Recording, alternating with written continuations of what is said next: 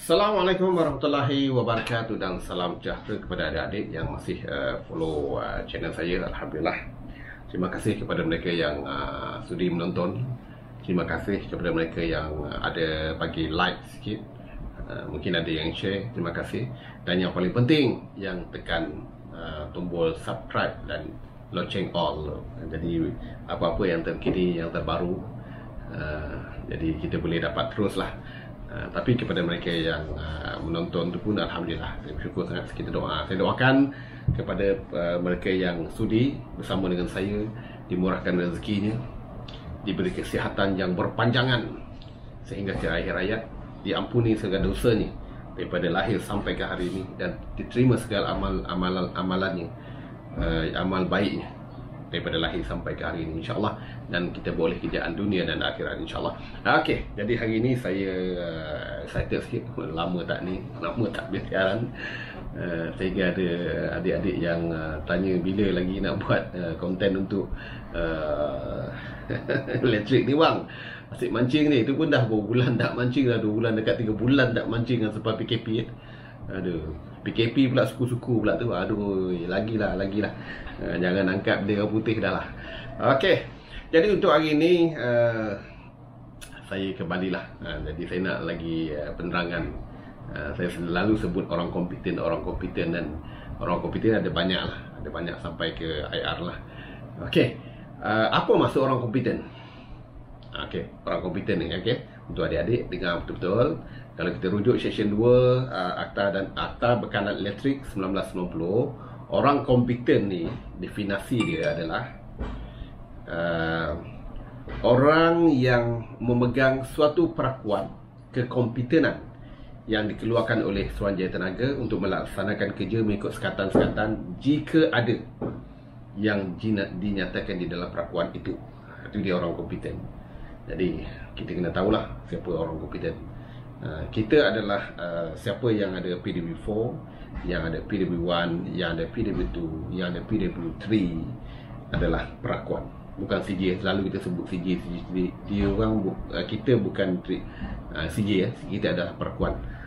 Perakuan ni kalau kita buat SOP, kita langgar SOP kan, kita rujuk balik. Kalau kita lalai menjalankan tugas, tidur semasa bertugas, minum arak sehingga mabuk kan, sehingga kita lupa tanggungjawab, Suruhanjaya Tenaga boleh menarik perakuan kita, menarik ataupun menurun, mungkin daripada B4 pergi ke B1, ataupun daripada B4 pergi ke A4, ataupun pergi ke A1. Jadi kita rugilah. Jadi jagalah amanah ini sebaik mungkin. Okey, ada yang tanya saya, sebenarnya mana lagi elok bang? Mana lagi elok? Dia katakan mana lagi elok kan? Nak ambil PWU ke ataupun penjaga jentera? Pada saya dua-dua tu jalan yang terbaik lah. Lagi baik kalau kita dapat banyak labat semua lah kan. Kita ada wayman, kita ada justman, kita ada title engineer, kita ada lagi tinggi daripada tu lah kan, competent engineer. Itu lagi bagus lah. Tapi kita hari ni nak berbicara tentang pendawai ataupun wayman. Kalau di sini kita panggil wayman nil ataupun PWB4. Kalau di Sarawak dia dipanggil wayman first grade. Itu kena tahulah untuk makluman kita semua. Sebab kalau di sini Suruhanjaya Tenaga yang keluarkan, kalau di Sarawak EIU. Kita dah lupa dah EIU tu apa dia punya ni. Jadi Sarawak tu adalah badan-badan yang keluarkan CJ itu. Sebab okey, apa dia PWB1? PWB1 adalah fasa tunggal. Dia boleh buat wiring untuk fasa tunggal. Ialah satu fasa rumah kediaman, mana pejabat yang guna single phase tu, itulah dia fasa tunggal PWB1. Kalau ikutlah PWB1 macam tu lah. Kalau dia ada PWB2 pula, selepas dia dapat PWB1, dia kena lisan untuk dapatkan endosan pengujian. Nanti dia akan diuji macam Suruhanjaya Tenaga ataupun pengarah dia, ataupun siapa-siapa yang diarahkan oleh pengarah Suruhanjaya Tenaga untuk interview dia, untuk ujian lisan berkenaan dengan pengujian. Bila dia dah lepas, dia dapatlah PWB2. berkenaan dengan kalau ujian pengumuman macam mana, kekutuban, semualah ikut budi ucara dia lah. Dia nak uji kita, dia nak test kita kat mana. Terus pulang. Okey, PW 3 pula adalah untuk tiga fasa. Dia boleh buat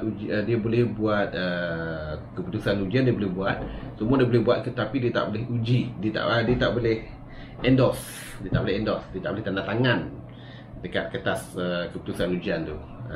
Jadi itu dah PW 3. PW 4 ni dia boleh, dia tiga fasa dan endosan pengujian. Dan dia boleh, bila dia dah siapkan semua borang G, borang H dengan kertas keputusan ujian, dia cop, dia tanda tangan. Dia ada cop dia, dalam cop itu dia kena tulis nombor perakuan dia dan dia boleh tanda tangan. Dan ada banyak lah, dia ada dalam akta dan peraturan semua ada. Borang G berkenaan dengan borang G, borang H, lepas tu cop dia nak buat macam mana untuk ni kan, semua ada, boleh rujuk kat situ lah. Itu sebab adik-adik yang sama ada dia nak melalui institut pengajian ataupun nak ambil secara persendirian, semua ada jalan mudah, semua ada jalan mudah. Bukan yang maksud saya jalan mudah kita nak lulus, tak. Jadi mungkin ada yang tanya, apa dia skop tugasan orang kompeten ni bang, PW ni? PW ni pendawai ni kan. Okey, daripada tugas ni pun kita dah tahu kerja ni macam mana kalau kita bekerja nanti. Jangan pula lepas kau dah dapat PW4 ingat kerja kau boleh pakai tie, boleh pakai coat kan. Itu bukanlah. Dari segi kalau kita tengok tugas pendawai pun kita dah tahu dah. Itulah kerja kita. Itu sebab saya selalu cakap dengan staff saya, jangan malu bawa tangga. Okey, dia menjalankan kerja-kerja pendawaian atau pengujian pada pasangan fasa tunggal ataupun fasa 3 mengikut kategori perakuan kekompetenannya, menyedia dan mengemukakan pelan, lukisan dan spesifikasi pepasangan elektrik mengikut had watan atau ampere yang dibenarkan. Itu tugas dia. Kita kena menjalankan kerja-kerja buat wiring ni. Apa dia, macam mana nak buat kerja-kerja buat wiring? Macam kita pasang trunking ataupun PVC trunking, kita pasang dia punya conduit GI ataupun PVC, kita pasang casing yang untuk kita pasang soket, kita pasang lampu, kita pasang kipas, kita pasang DB, kita fitting DB, kita pasang earding, tanam rod, chamber, lepas tu kita test. Itulah kerja kita. Itulah kerja kita. Buat cantik-cantik. Kita nak buat soket untuk TV, soket untuk komputer, lagi apa yang kita nak buat, point aircon, apa lagi. Itulah kerja kita. Itulah kerja kita. Dalam masa yang sama tadi, sebelum kita buat kerja tu, kita kena menyediakanlah plan layout, plan untuk rumah, contoh rumah lah. Itu sebabnya kita kena tahu simbol soket macam mana, simbol lampu macam mana, simbol kipas macam mana, DB macam mana, Swiss macam mana. Jadi itulah kalau kita nak ambil luar, kan, kalau kita tak ada dipilih untuk dapat masuk mana-mana institut kemahiran, kita ambil luar. Dia ada jalan dia. Ada jalannya, jangan risau. Daripada yang dulu-dulu, video-video lepas ada.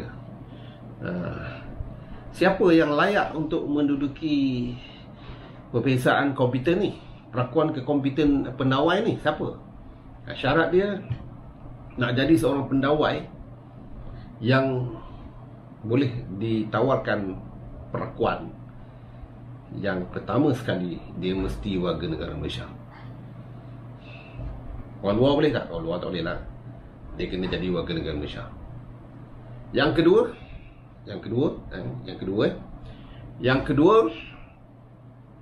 dia kena pandai berbahasa Melayu atau bahasa Malaysia. Dia kena fasih lah. Jangan tak fasih kan. Orang Malaysia mesti dia pandai bahasa Melayu, bahasa Malaysia kan. Yang ketiga, umur dia 18 tahun atas. Kalau dia tak ada SPM bang, tak ada SPM, tapi 8 tahun ke atas, dia warga negara Malaysia, dia pandai bahasa Melayu, dia pandai menulis lah, dia pandai menulis sekali apa semua, dia kena ambil luar lah. Kalau institut pengajian dia mungkin tak boleh lah, ataupun dia ambil tingkatan 3 je, tak ambil tingkatan 5. Boleh ambil tapi ambil luar lah. Dan yang keempat, lepas tingkatan 5. Lepas tingkatan 5, yang ada SPM, yang ada SPM. Tu macam mana tadi yang abang cakap tingkatan 3 pun boleh. Tingkatan 3 pun boleh, dia kena ambil persendirian. Dia kena banyaklah ikhtiar dia. Nak jumpa dengan pengarah, cakap betul-betul dengan pengarah. Lepas tu atas budi bicara pengarah lepas tu. Yang kelima dia kena bekerja dengan kontraktor elektrik yang berdaftar. Mana yang tadilah, yang tak ada pengalaman tadi itulah. Dia kena bekerja dengan kontraktor elektrik yang berdaftar. Haraplah ada kontraktor elektrik yang berdaftar yang sanggup ambil mereka ini dan didiklah mereka sampai mereka ada PW sekurang-kurangnya. Lepas tu nanti dia nak ambil adjustment. Itu adalah bonus kepada mereka untuk gaji mereka akan datang, untuk kejayaan mereka. Jadikan kejayaan ini kejayaan hebat untuk adik-adik. Okey, itu dia kelayakan untuk memiliki ujian. Bagaimana pula tadi yang abang cakap dia tak melalui institut pengajian boleh? Ada. Bagaimana pemeriksaan kompeten itu dijalankan? Okey. Yang saya dah cakap, selalu saya pesan, bila kita bekerja saja dengan kontraktor bekalan elektrik yang berdaftar dengan Suruhanjaya Tenaga, kita bukan orang kompeten, kita tak ada pengalaman pun, tapi kita bekerja, kita minat elektrik, buatlah logbook. Hari ni kita kerja, bermula hari ni, contohnya projek sekolah, rewiring sekolah, kerja JKR, kita buat GI conduit. Kita tak pernah pun pegang GI conduit, kita tak pernah pun bend GI conduit, kita tak pernah tarik kabel, kita tak tahu macam mana nak fitting, kita tak tahu aksesori sambung, aksesori tu, aksesori ni kita tak tahu, kabel pun kita tak kenal, 1.5 macam mana, 2.5 macam mana, 4mm macam mana, 10mm macam mana, 16mm macam mana, kita tak kenal pun macam mana ni kan. Jadi itu sebabnya kita kena buat logbook. Kita buat logbook daripada mula tu, dan kita rujuk pula dengan Suruhanjaya Tenaga punya pegawai dan kawan-kawan kita yang tahu berkenaan dengan elektrik, terutama sekali yang kompeten lah. Jadi mudah kita untuk belajar.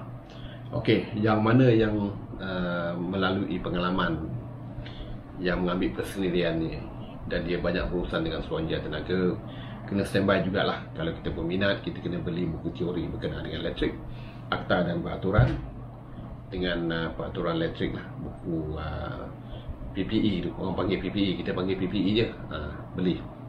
Dan kita kenal juga macam mana daripada teori tu nanti kita akan belajar macam mana nak buat schematic diagram, dan Google sekarang mudahlah, bersepah sekarang.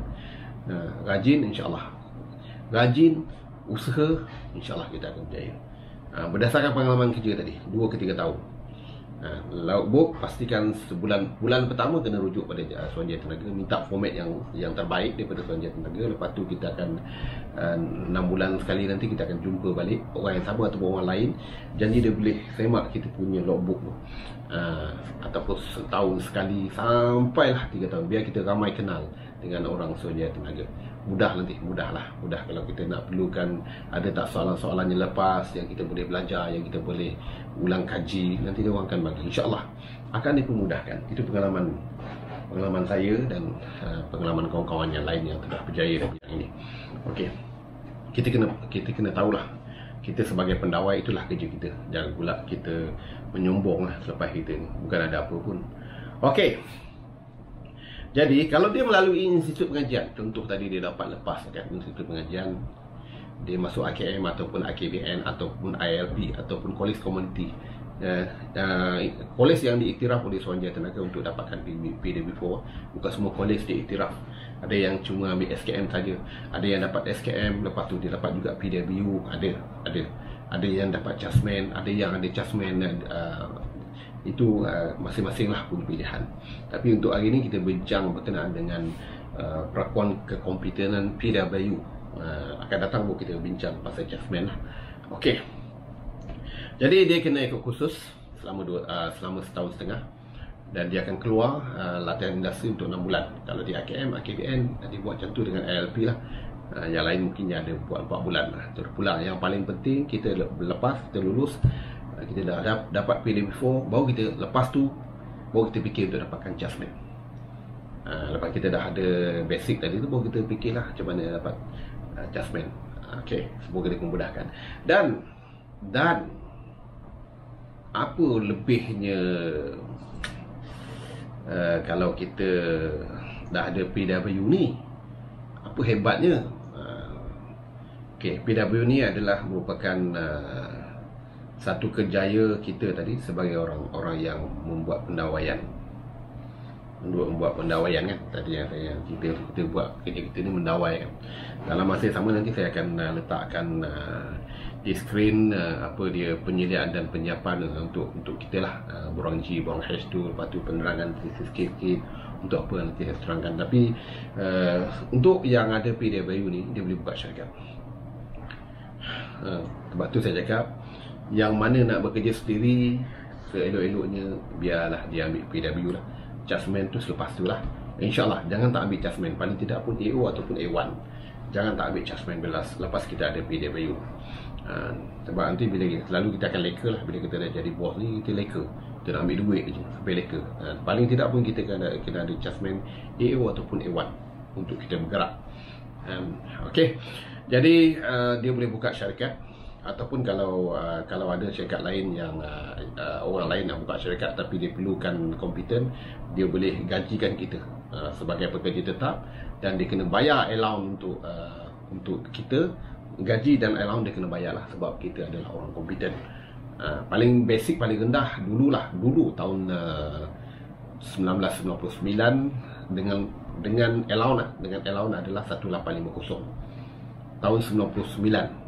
1850 gaji 1850 termasuk allowance. Kalau OT pun semua tu, kerja-kerja lain tu, itu adalah atas inisiatif sendirilah. Dan nanti saya akan senaraikan juga sebab ingat nak buat 10 minit tiada, dan lepas 10 minit ni.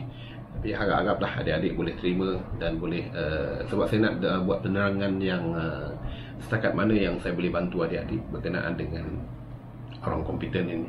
Jadi saya harap sangat membantu adik-adik supaya adik faham apa dia tugas sebarang orang kompeten PW dan Jasmine semua dia lah saya akan ceritakan. Jadi untuk adik-adik supaya haraplah ada manfaat untuk video kali ini. Saya harap sangatlah apa yang saya nak terangkan untuk adik-adik sampai bila sampai tu adik boleh faham dan adik rasa seronok untuk terus belajar. Dan yang paling penting, adik nampak kerjaan di depan. Jangan pandang belakang dah lepas tu. Jangan pula lepas kita ambil ni nanti tak seronok nak angkat tangga. Allah, tak seronok lah, orang lain boleh duduk office. Kalau kita berusaha bersungguh-sungguh, jangan risau, kita boleh duduk di pejabat kita sendiri. Bangga tak adik-adik kalau adik ada pejabat sendiri? Adik boleh turun kerja ikut masa adik. Tapi kena jaga juga hubungan kita dengan Allah, hubungan dengan klien kita, pengguna, manusia. Hubungan manusia yang lupa, biar kita baik, insyaAllah berbaik-baik, insyaAllah, supaya kita boleh kerjaan dunia dan akhirat. Jadi saya harap itu saja kot untuk adik-adik. Semoga sukses, buat pilihan yang terbaik untuk diri adik. Dan selepas ini nak ambil diploma, nak ambil degree, boleh adik. Banyak sangat di luar sana peluang untuk dapat itu, bayar je. Atau melalui swasta lah, kan melalui kerajaan kita tak boleh, melalui swasta pun okey juga, Alhamdulillah. Jadi setakat itu saja untuk adik-adik. Semoga ada manfaat yang terbaik untuk adik-adik. InsyaAllah saya doakan supaya kita sama-sama boleh kerjaan dunia dan akhirat. Assalamualaikum warahmatullahi wabarakatuh.